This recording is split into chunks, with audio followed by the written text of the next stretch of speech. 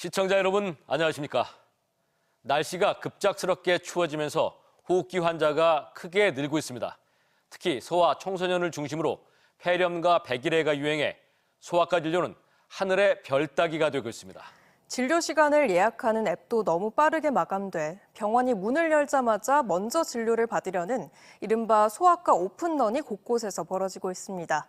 전유진 기자가 현장을 다녀왔습니다. 두꺼운 옷을 입은 아이와 엄마들이 하나둘씩 병원에 도착합니다. 진료객이 가장 적다는 화요일 오전인데도 진료 시작 1시간 전부터 10명에 가까운 인원이 대기를 시작했습니다. 요즘에 소아과 자체가 좀 아이들이 많이 몰리다 보니까 이제 없어지는 데들도 있고 해서 좀 잘하는데 찾는다고 하면은 막 사람들이 되게 붐비고 그래서. 집에서 미리 진료 시간을 예약할 수 있지만 그마저도 예약 전쟁이 벌어지고 있습니다. 진료 전날 밤 직접 해당 병원에 예약을 시도해봤습니다. 예약이 열리고 1분도 지나지 않아 선택한 시간대가 마감됐다고 뜨더니 오전 대부분 진료 예약이 모두 마감됐습니다. 이곳의 상황도 마찬가지입니다. 문을 연 지 1시간 반이 지났는데 20명이 넘는 환자들이 대기하고 있고 모바일 예약은 이미 마감됐습니다. 이렇다 보니 병원 문 여는 시간에 맞춰 뛰어가는 오픈런이 곳곳에서 이어지고 있습니다. 오늘은 아침 일찍 8시 좀 전에 와서 예약은 너무 어려워요. 문제는 겨울이 다가오며 이런 사태가 더 심각해질 수 있다는 점입니다. 호흡기 감염병이 소아 청소년층을 중심으로 빠르게 늘고 있기 때문입니다.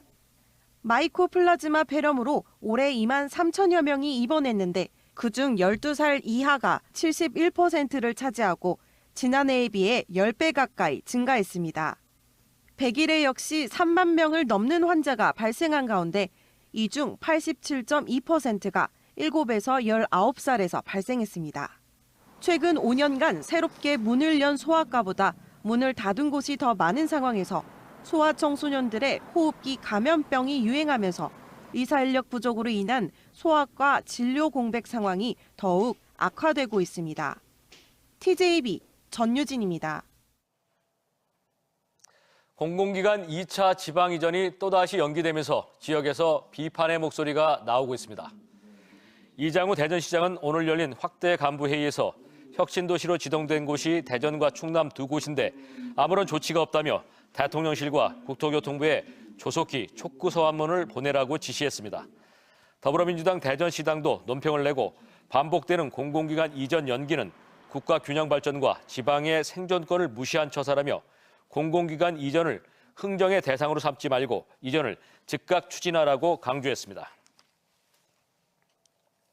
국내 최대 고냉지 배추밭이 있는 강릉 배추는 김장용으로 인기가 높아 비싼 값에 팔리는데요. 서산에서 자란 배추를 강릉산으로 소격한 유통업자가 농관원에 적발됐습니다. 올해는 수확량이 줄어들면서 금배추 파동으로 인해 이 같은 원산지 둔갑 사례가 기승을 부리고 있습니다. 박범식 기자입니다. 김장철을 맞아 수확이 한창인 서산의 한 배추밭.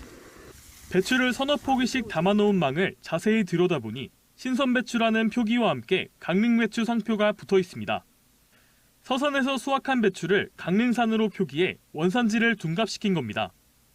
서산시 구성면 배추를 강릉 배추 망에다가 옮겨 담으신 거고 맞아요. 표시 자체도 지금 강원도 강릉이라고 하신 거예요. 서산 배추를 강릉산으로 둔갑시킨 이유는 배추값 차이 때문입니다. 세 포기 한 망에 6,000원 선에 거래되는 서산 배추와 달리 강릉 배추는 7,000원 선으로 20%가량 비쌉니다.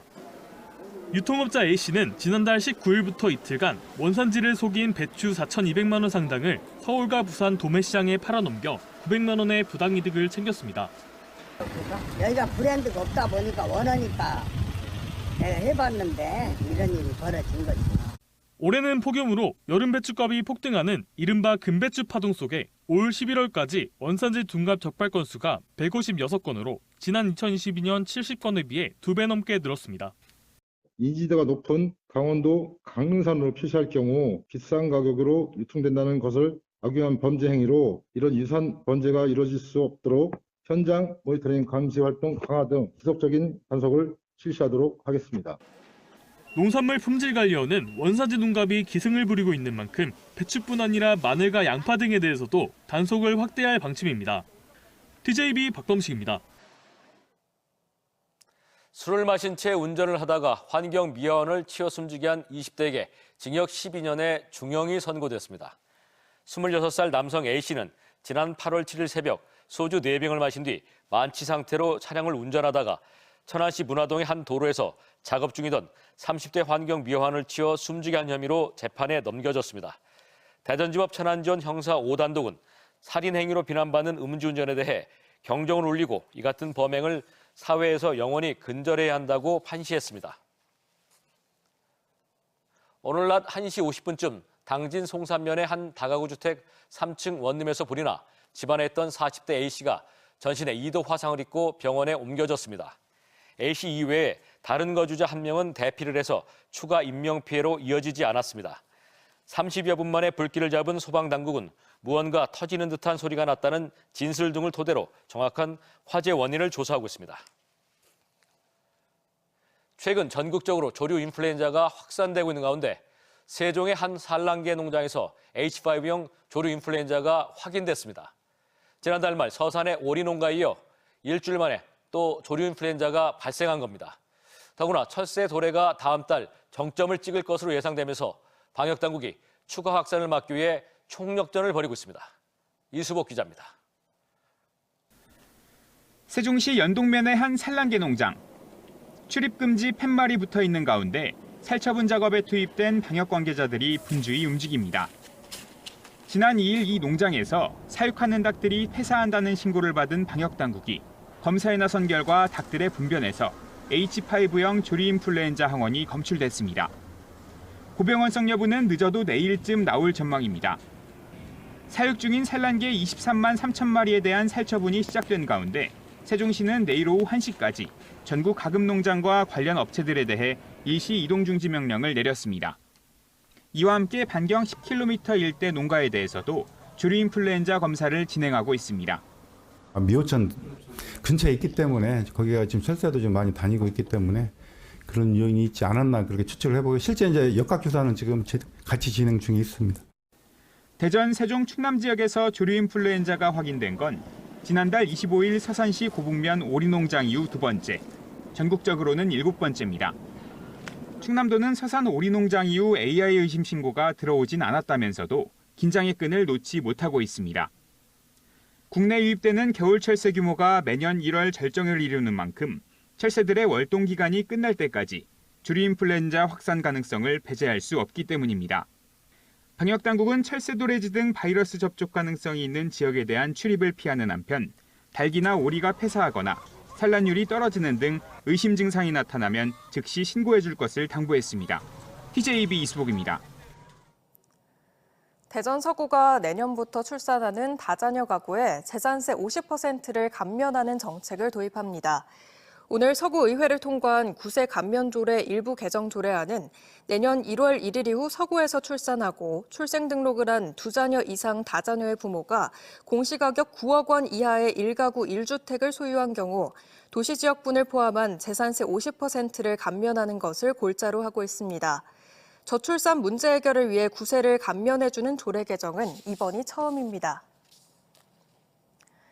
청양 부여 지천 일대 기후대응댐 건설을 반대하는 촛불문화제가 어제 저녁 6시 청양문화원 앞에서 열렸습니다.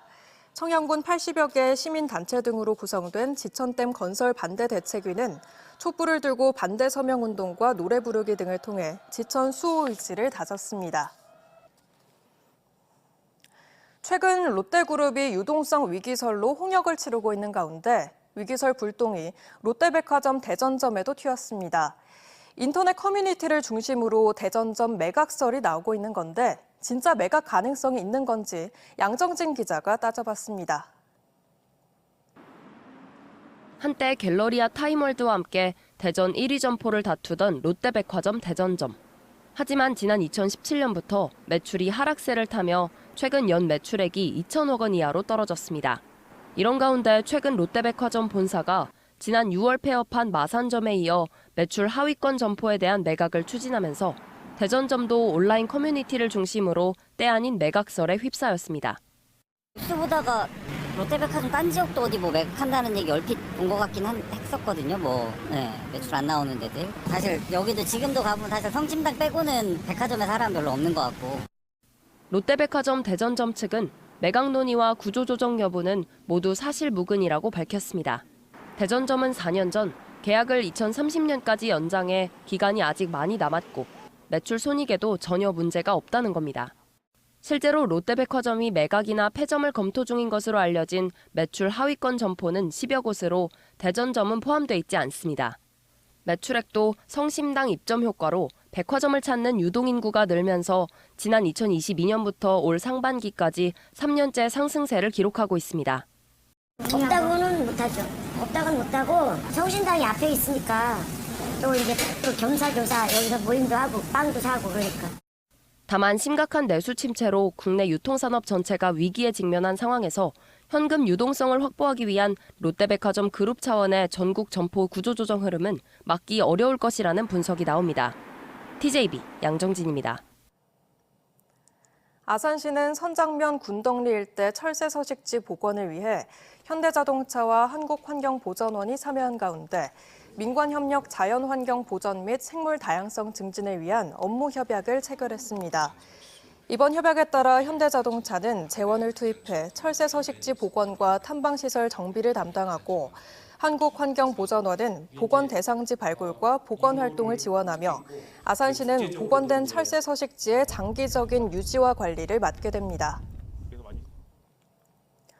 프로축구 대전 하나시티즌이 이번 시즌 중원의 핵심 역할을 했던 미드필더 밥신을 완전 영입했습니다. 지난 7월 포르투갈 산타클라라에서 임대 영입된 밥신은 이순민과 함께 중원에서 짝을 이뤄 올 시즌 후반기 대전에서 13경기를 뛰며 강등권으로 떨어졌던 대전을 잔류로 이끌었습니다. 대전은 이번 밥신을 시작으로 팀 내 핵심 선수 재계약 소식과 함께 공수 전반에서의 중량감 있는 선수 영입을 예고했습니다. 대전시는 시청 남문 광장에서 2024 온정으로 하나 되는 사랑의 김장 나눔 행사를 개최했습니다. 대한적십자사 대전세종지사가 주최하고 하나은행 충청영업그룹이 후원해 마련된 김장김치 500박스는 지역 보육시설과 취약계층 500세대에게 전달될 예정입니다. 어제 낮 2시 반쯤 천안시 동남구의 한 3층짜리 상가주택 1층에 위치한 음식점에서 불이 나 내부 110제곱미터 등을 태워 소방서 추산 980만 원의 재산 피해가 났습니다. 불은 인명피해 없이 20여 분 만에 꺼졌으며 소방당국은 전기적 요인으로 인한 화재로 추정하고 있습니다. 공주시가 인구 감소 대응과 적극적인 기업 투자 유치를 위해 조직 개편을 단행해 현행 3국 체제에 경제문화국을 신설해 4국 체제로 확대 개편합니다. 내년부터 시행되는 조직 개편안은 투자 유치실을 신설해 기업과 자본 유치 능력을 갖춘 외부 전문가를 유치실장으로 임명하고 스마트 정보과를 신설해 빅데이터를 활용한 스마트 도시 구축 등의 업무를 담당합니다. 지역 소멸 대응을 위해서는 인구 정책과를 신설해 생활인구 활성화와 청년과 외국인 지원 시책을 실시합니다.